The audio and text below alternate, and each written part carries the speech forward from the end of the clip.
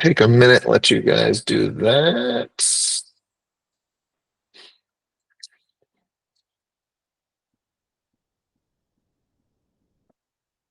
Poll is live. Again, you guys are looking for the you're looking for the shapes icon. Should be, you might have to hit the bottom of your screen if you're on mobile, bottom right if you are just in a Google Meet. If you are struggling to find it, sometimes you got to hover over it.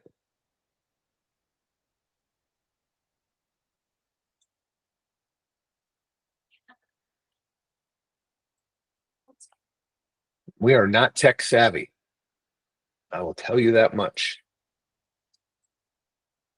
For somebody that knows how to do it, is there an easy way to explain that I am not doing? Because we've only got 3 votes in here. What am I not explaining? Or are we just driving? What you're even wanting us to do. What did you say?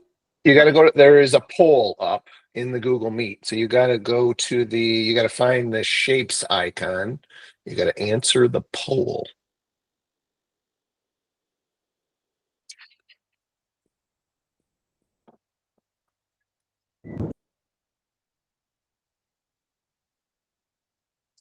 All right, we're starting to figure it out. Maybe some of you guys are driving and can't do it. The votes are coming in. Half of you guys have voted. I think people might, maybe we need to, and nobody has picked number 2.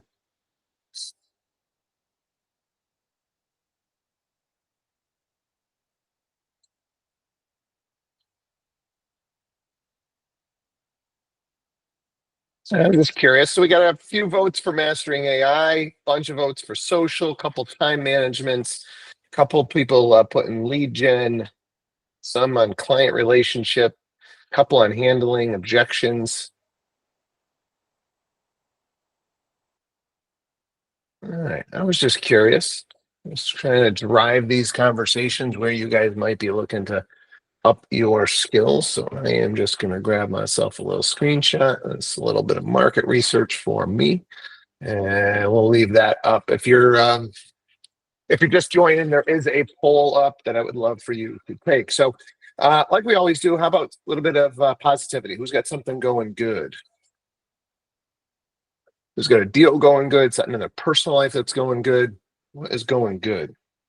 Get some vibes going. Stacy. Hello, I am excited that I had my first deal go under contract in 4 days last week with Rovi team, and now my second deal went under contract in 3 days. So that's you guys are good luck. I'm very excited. We are leveling up your skills. I love it. I love it. Anything particular, Stacy, that you want to share about those deals? Did you do anything on listing launch that's different? Did you market them any different? What'd you do? Yeah, I think just coming into this new year, which I had just switched, I wanted to just get better at explaining to customers how we help and support them. And it's always like a very interesting combination of emotions that they're dealing with. So my communication went way up. I think my explaining to them how we handle situations. One was like an elderly parent that went in. Another one was a divorce situation. I had a death recently. So I think just the communication and getting them on board and letting them know that they can close really quickly with a lot of great marketing and having them realize, like, are you serious? This could sell in a week. And I'm like, that's the goal. So I think just communication is huge. I love it. I love it. And how long have you been doing this? It's misleading. I've been doing it for a long time, 20 years, but I was married to a builder. So I got a lot of deals given to me. So I didn't have to have the communication. So the past 3 or 4 years, I've really been working on my listing presentation, which is, I mean, that's gold to anyone that's new. And buyer consults are super, super important. So people need to trust you and know that you're going to be there to answer their questions. I was answering people's questions at 10 o'clock at night recently, and I don't mind doing that, but I guess that's up to the agent. But yeah, just being available and communication. Communication is so, like, it's like number one. Yeah. And I just love, I mean, you're not giving yourself enough credit. I mean, you've been in it 20 years and yeah, you had some stuff handed to you. But I just love that you're getting in the weeds, you're working on conversations, you've had a million of these conversations, and you still feel like there's room for improvement. And I want the new guys to hear it that, 20 years licensed, still working on your conversational skills at the kitchen table.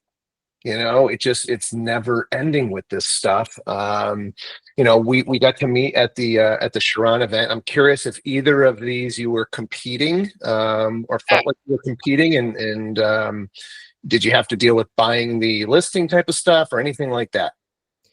No, I didn't. I actually was realistic with them. And one of them was a little bit overpriced, but I thought we had priced it right. It just needed a ton of work. And then I had to explain to them yesterday, like, I understand we want this price. I thought you'd get that price as well. But when people come in, and again, it's me talking to a lot of the buyers that were in there and them saying, for me to move into this place, Stacy, it's going to cost me 50 grand in renovations before. So I told, and I said to the sellers, I don't want to insult you by any means, but two women that came in here single, like they're going to buy it from you. It was like a small condo, but they know that they have to put in, X amount of dollars. So they wouldn't even offer you what you wanted.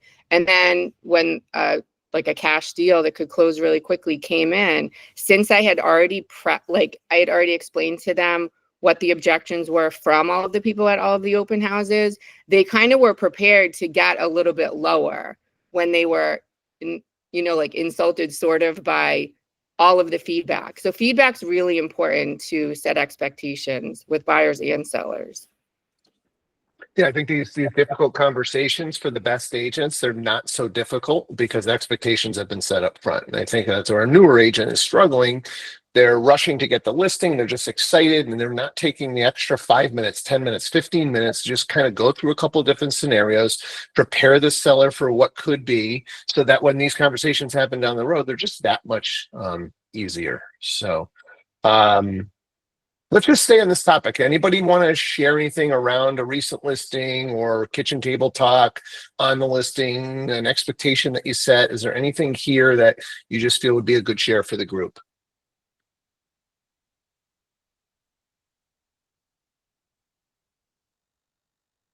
I know a lot of people on the call were at that Sharon training. Has anybody done a better job with the buying the listing conversation? Has that happened for you yet? Have you used that scripting? I feel like it was one of the biggest objections that I had when I was in production is I felt like the competition was always just at a higher number. I knew my marketing was on point. I don't think I was the best at my conversation at the kitchen table.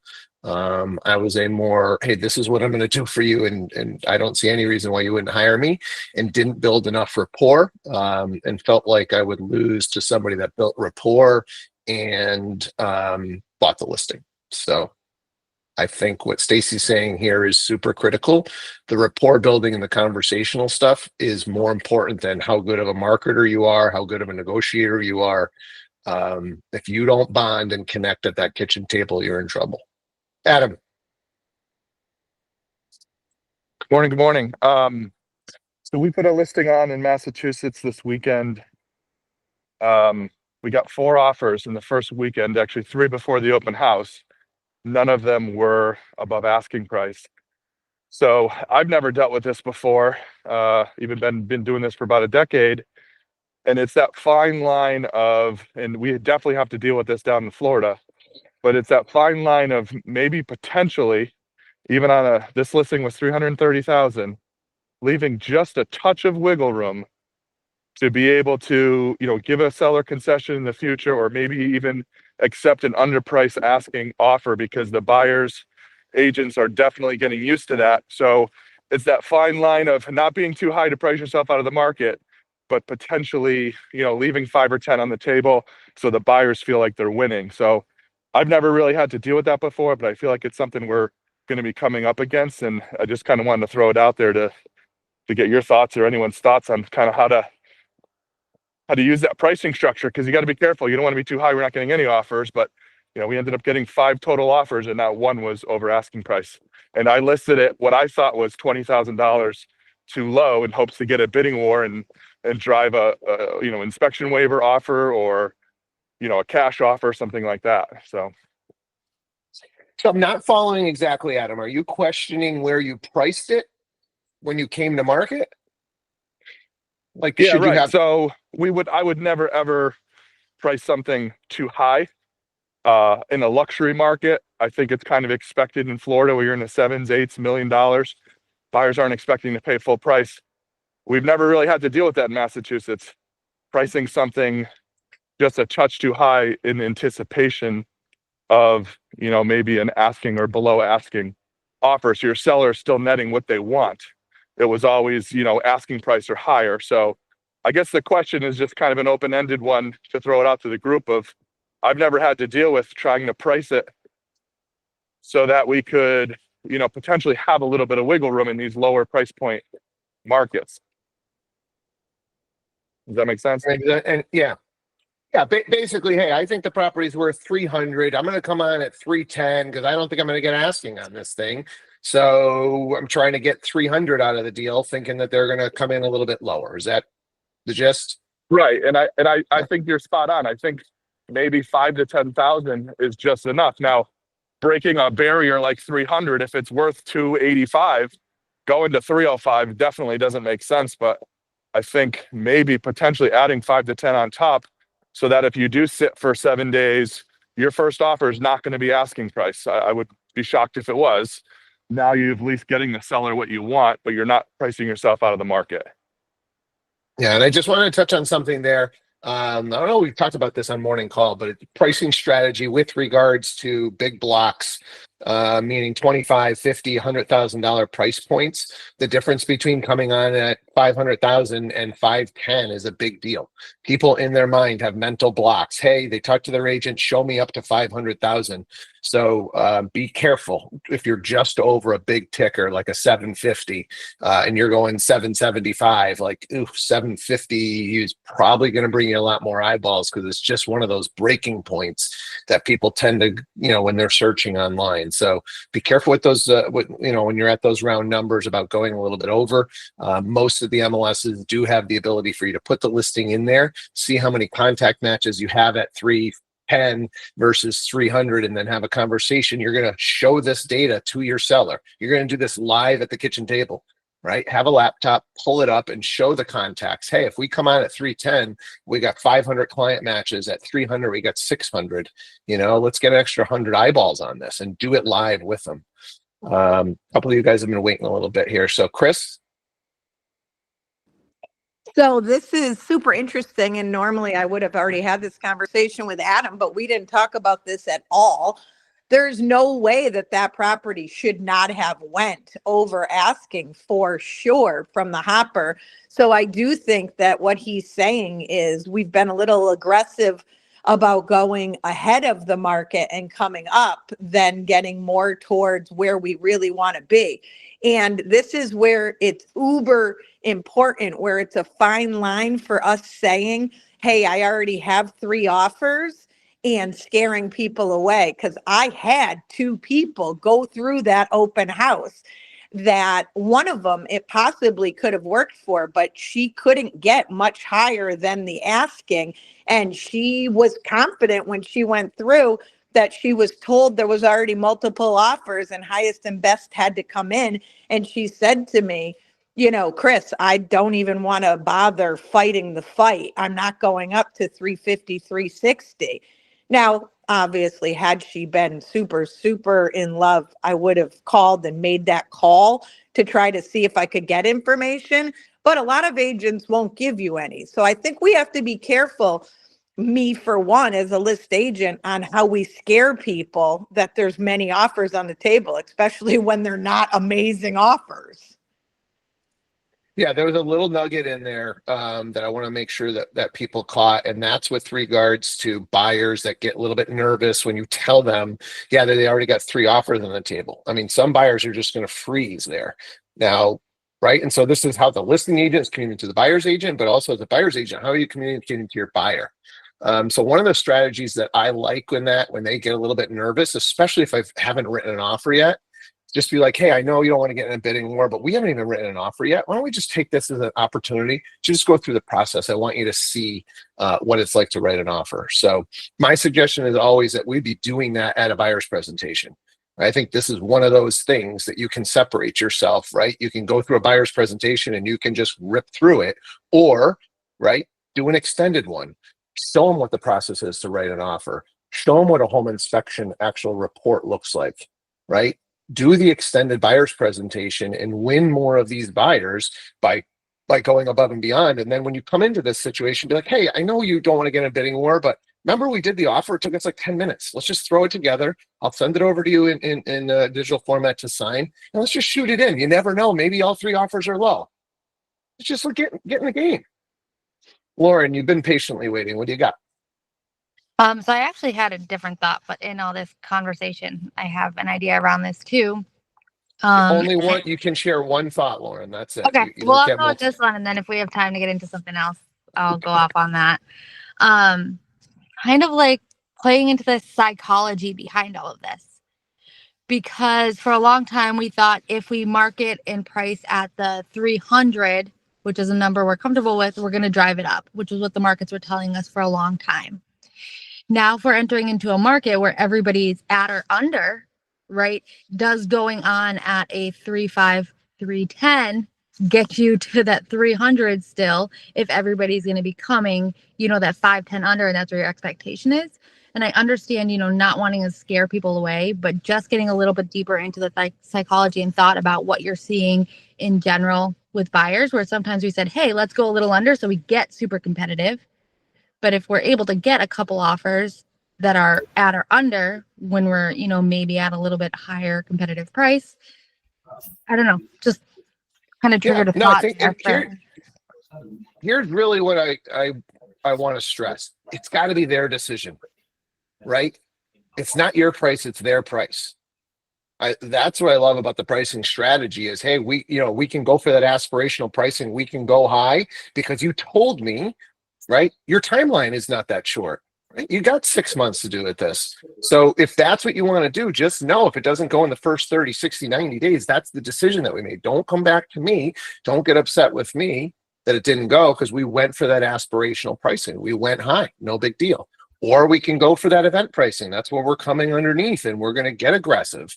But you know what? Typically I'm usually between, one of those two, and then you get your regular market base. But then you can throw in what Lauren's saying, what Adam's saying, Chris is saying. Hey, maybe we go a little bit higher just to leave the wiggle room, right? This is what the market data is saying, but I feel like right now buyers want a deal. So let's come in a little bit over, right? And then let them pick which one of these strategies they like. Hey, we could come in a little over and it could just sit there. Linda. It's interesting. I really have observed that things have changed significantly since COVID.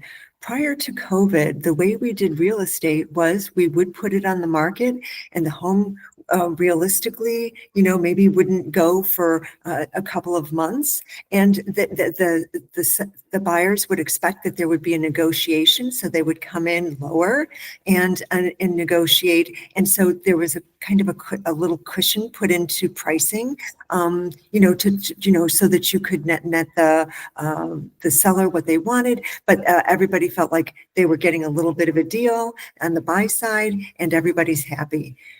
So, but that strategy seems to be obsolete, and going in a little higher on your pricing, what happens, at least here in Florida, is then people just simply don't submit an offer. It's like they're so used to expecting that they have to come in at list price or above, that if the price is not what the market is dictating, they either won't even look at the property, or they will not submit an offer. So it's a real thing. And then if you lower the price of the home, let's say you cushioned it by that $10,000, when you drop the price even by 10, all of a sudden people want to come and see it, and there's activity. So the market, at least my experience here in Florida, is that it's keenly sensitive to very, very spot on pricing. And with us having so much inventory down here, from my perspective, that is not the strategy. That leaves properties languishing, and they're languishing just over not a very significant or a serious amount of money. So, and Yeah, that's been my experience. It's very strange. And we'll have sellers say, why aren't they making an offer? They say they like it, it's beautiful, all this other stuff, but they're not biting. And yeah. it's just a really strange phenomenon and a shift in the paradigm of the thought process and how things are happening now. I think Yeah. we're in most markets we're back to normal, which is I like this property. I might even think the price is okay, but it doesn't have everything that I want, and I know something else is going to come on, and it's not going to fly off the shelf like it used to. So as a buyer, I'm thinking, I might even think the price is okay, but I just don't love it.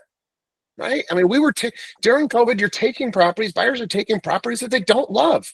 If we're looking for 10 out of 10, they were taking 5 out of 10. And, I think buyers are maybe starting to go 8 out of 10, 9 out of 10 is realistic. Let's just wait around a little bit. Let me see what else is going to come. Go ahead, Lauren. So I have an actual additional thought on this same topic. And I think this is proof to how long it kind of takes a lot of agents to catch up to what's going on. So I was reading Megan's comment in the messages about the difference between sellers and buyers and what they think is, available in the market. And I think that's proof to the fact that a lot of list agents are still in the mindset and still sharing with clients when they're out there and doing their listing presentations that we're going to get these high, we're going to get these numbers, we're going to get this, and they haven't yet made the adjustment to what buyers are really coming in at, right? And so it's just, a step behind, and everything hasn't really caught up to each other yet. Yeah, agreed. Nicole. This is off pricing strategy a little bit, so I'll just say my thought. We can get back to that. But off of what you just said, Steve, that clients were taking houses that they didn't really want during COVID. Now is a really good time to reach out to those clients. I've actually had 2 reach out to me, past clients that bought during COVID that weren't fully in love with it. It was a good starter home, but they both now want to sell and find something that they actually like now that they have a little bit more opportunity out there. So definitely reach out to your past clients that bought during that time period. Good. Yeah, we got a little bit of breathing room now. Well, if we've got something, we got 5 minutes left. We can get off of pricing strategy. We can get off of listings. Lauren, stop. Had your coffee this morning. What do you got? I can stop if there's somebody else. Yeah. No. I love It was actually way back from the beginning when Stacy was talking, and she said something very quickly that I don't know that most people picked up on. Is she was talking to the sellers rather about timing, right? So we've been talking about the pricing strategy a lot and how we make sure that it's the client's decision. But another really good tactic that we learned right about the same time is the calendar close. So the strategy of the calendar close, working backwards and seeing timeframes that really work. If you don't know the training, we can definitely get it to you on how it works. But utilizing the 2 of them together is huge with both buyers and sellers on actual timeframes of how all of this works out. Because you have people who think I need to get on now or I need to wait. And having an actual conversation and putting it down on paper on how it actually works with timing is super important part of it that you can add to your presentations. Yeah, to me, the biggest thing about the calendar close or just understanding the timeline is it prevents you when we get into a market like we're going into now from losing that listing if it doesn't sell. Right. Because, when we're going back to like Linda was talking about pre-COVID, we had properties, it wouldn't be that unrealistic to think that it's going to take 3 to 6 months to sell a property. And it was, pretty frustrating when you got to that 6 months, you feel like you did everything. And they're like, yeah, we just want to give another agent a try. and you've been working on this thing, and now you're wishing that the new laws came into place where we're getting paid by the hour or something, because you got 6 months into this thing and they're about to walk away. So if you've had the conversation, hey, this is our timeline, and everybody's on the same page with how we're going to move throughout that timeline, you shouldn't lose at the 6 months if it hasn't gone, because it was their decision to go at that higher pricing, even though the comps were saying something else. So not going to keep you on every single deal. They may still change, but I think we're going to see a lot more properties expiring, and we're going to see you guys having to manage these things for a lot longer. So just like Stacy said at the beginning of the call, take more time at the kitchen table to make sure that we've gone through all the different scenarios, what the expectations are, what timeline we're thinking, and why we've picked the price that we picked in combination with the timeline that we have. What else do we have? We got time we can squeak in one more. Somebody struggling with something on a deal, just need some advice on, or maybe you pulled something together, you used a unique strategy to get a deal, anything like that? All right, well, we didn't even get into the inspection stuff. I've got a bunch of inspection stuff I just was going through yesterday. We got into that the sewer scope thing, but man, there's a lot of little specialty inspections that I think we got to spend some time on. Make sure everybody's aware of these things. Make sure you're recommending or can at least advise a little bit to your clients with some of the specialty stuff. But let me just change my screen share, kind of go over the additional learning opportunities. And obviously I've got to plug mine, which is the Ultimate Database Builder playbook. We're doing that 2:00 today. I know most people hate database, but I promise you it's the most important thing. Spend some time with me at 2:00. I promise you'll learn something. And then we'll prep it for, once we build that database, next module that I'm going to be building out is that how do we really start to grow that database? So today we're going to talk about laying the foundation, building it up, starting to nurture that database, and then we'll follow up in a couple of weeks with my networking playbook. How do we continue to build it? How do we add to it and then keep those communications going? So excited for both of those. As far as the real trainings that are available today, you've got Trends and Tactics Mastermind. You've got the Building a Referral-Based Business Mastermind. Instagram for Normal People, one of my favorite titles for a training. Psychology-Driven Sales. There you go. This is exactly what we were talking about today, isn't it? Right? Look at that. We ask and the world delivers. Psychology-Driven Sales. That is at 1:00 Eastern time. And then Save Your Clients up to $2,500 in closing costs. One Real Mortgage, promoting themselves. Geez, we got a lot of trainings. Traction Accelerator today. Living a High Performance Life training. And then another attraction workshop. So lots of training available today, but most importantly, join me at 2:00. Appreciate you guys. Great call this morning. Go have yourselves an awesome Tuesday, and we'll do it again tomorrow morning. Take care. Thank you.